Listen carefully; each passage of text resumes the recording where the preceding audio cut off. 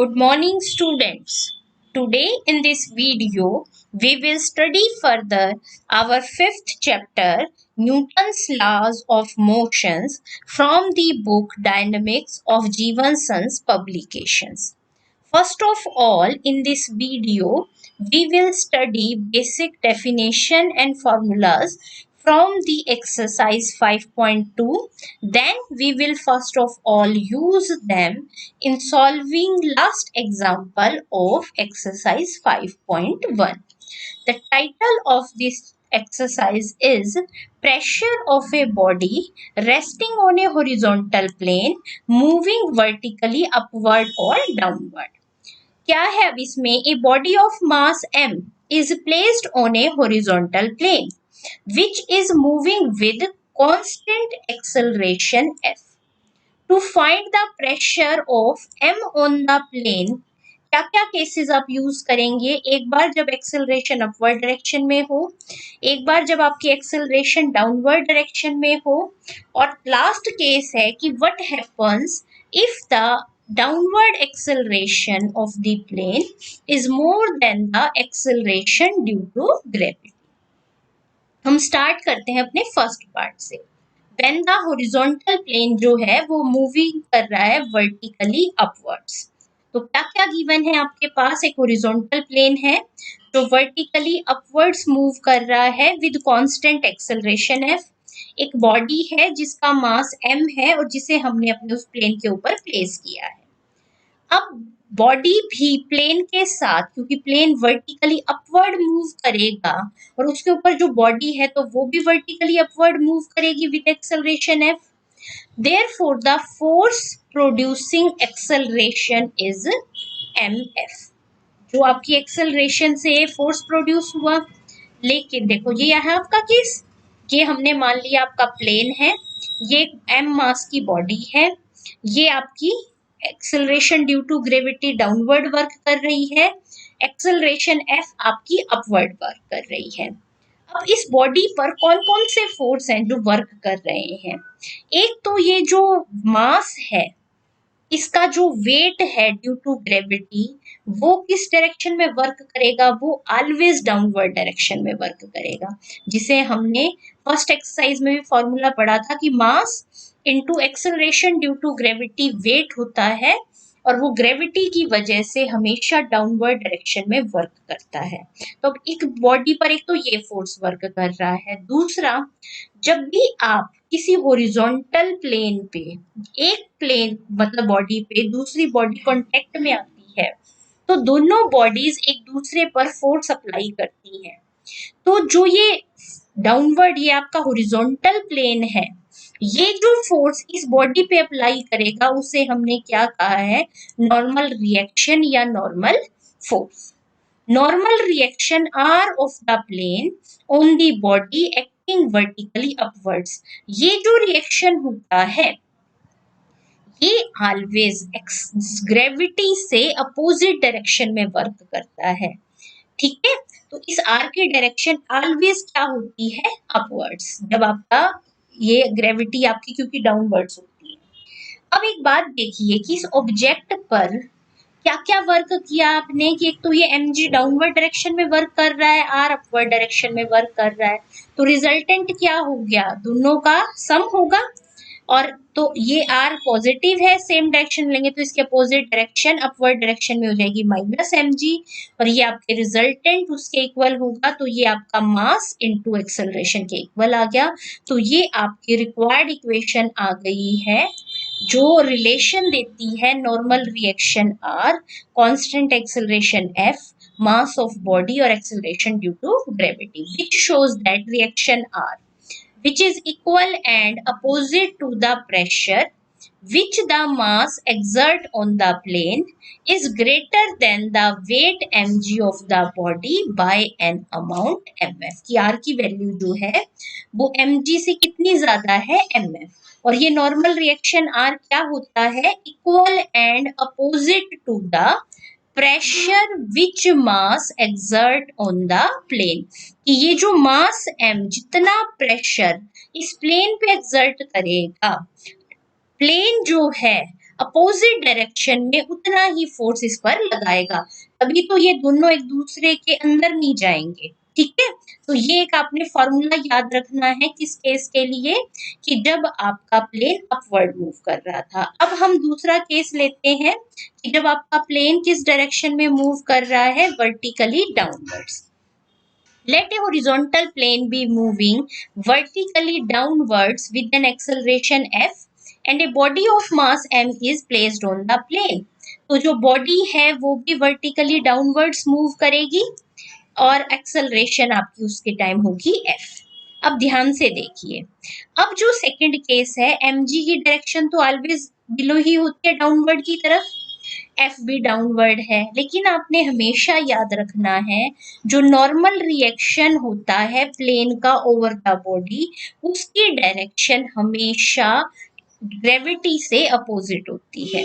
ठीक है, तो यहाँ पर आर डैश आपका अपोजिट डायरेक्शन में है, एम जी आपका अपोजिट डायरेक्शन में है।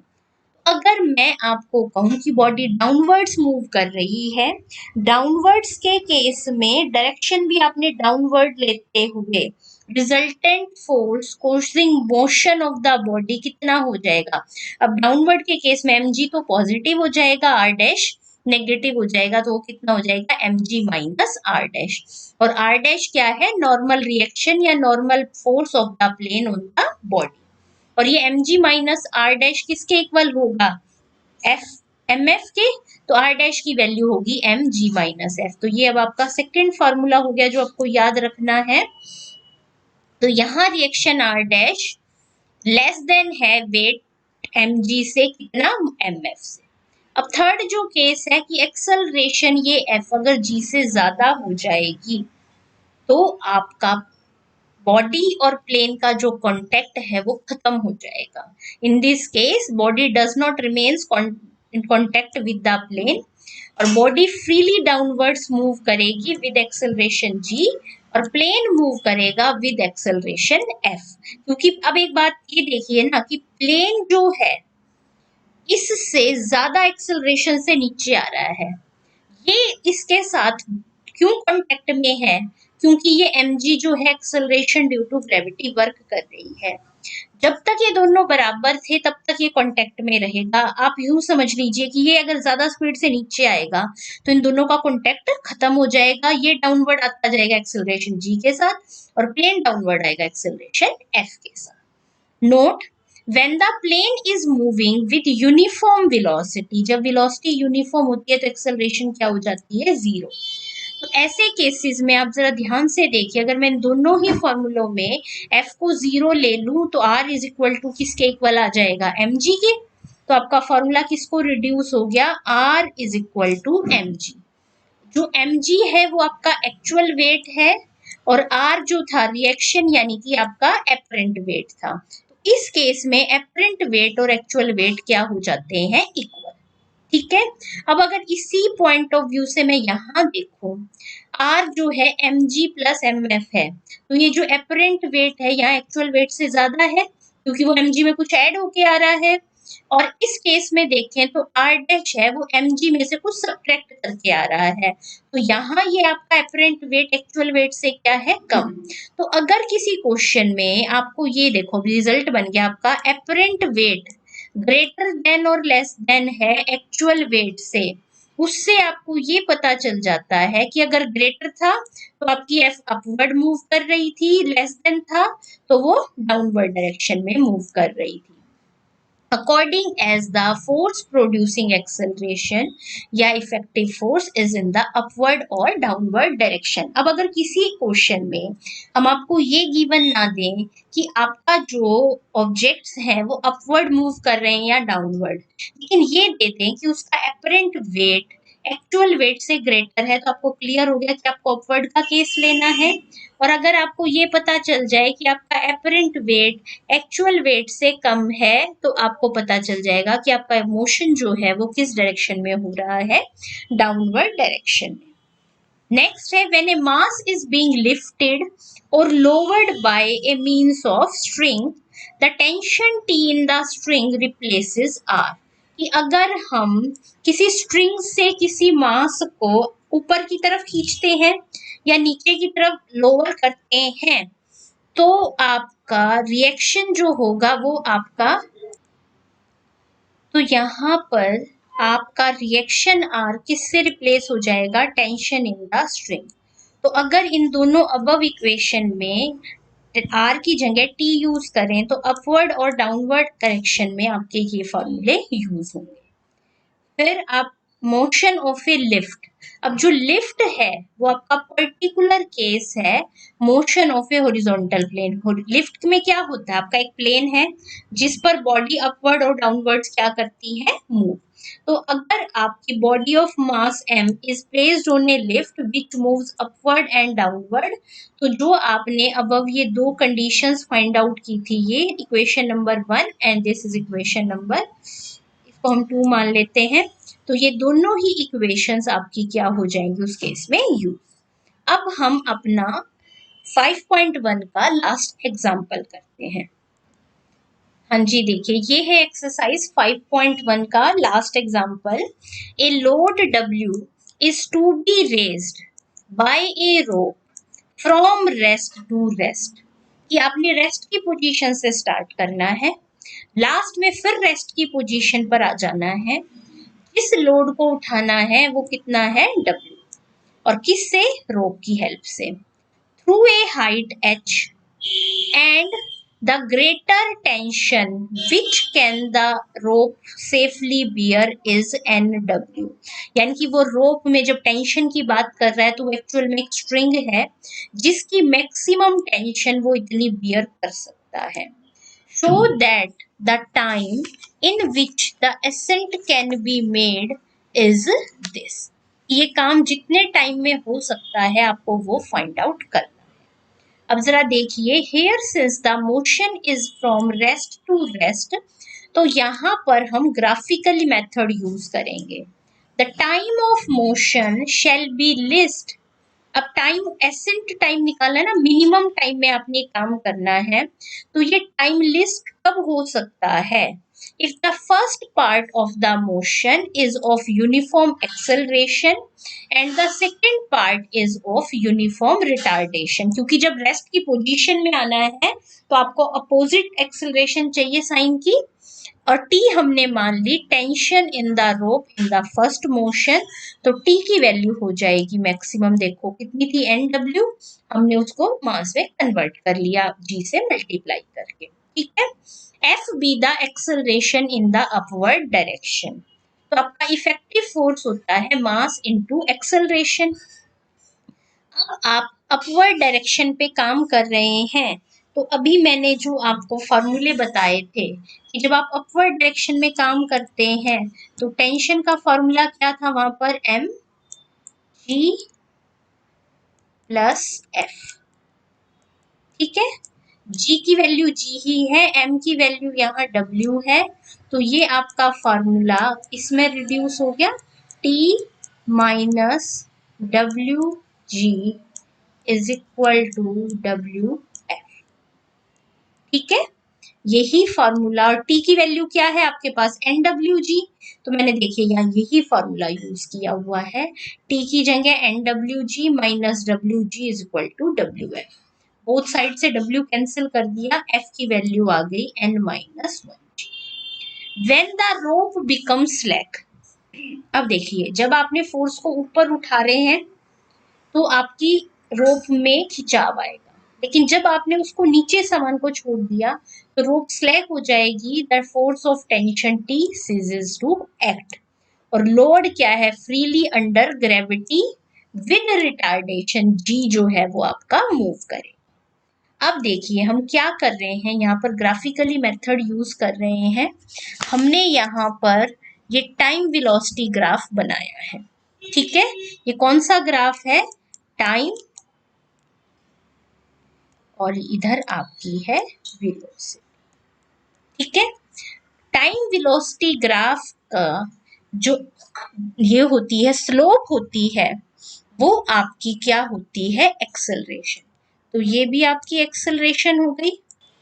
हाँ जी, देखिए इधर आपने टाइम लिया, इधर वेलोसिटी, जैसे जैसे आप अपवर्ड मोशन में जा रहे हैं, अब यूनिफॉर्मली एक्सेलरेशन आपकी इंक्रीज कर रही है और ऐसे ही ये आपका डाउनवर्ड मोशन हो गया और ये आप रेस्ट की पोजीशन में आ गए। ठीक है, क्योंकि यहाँ वेलोसिटी आपकी हो गई।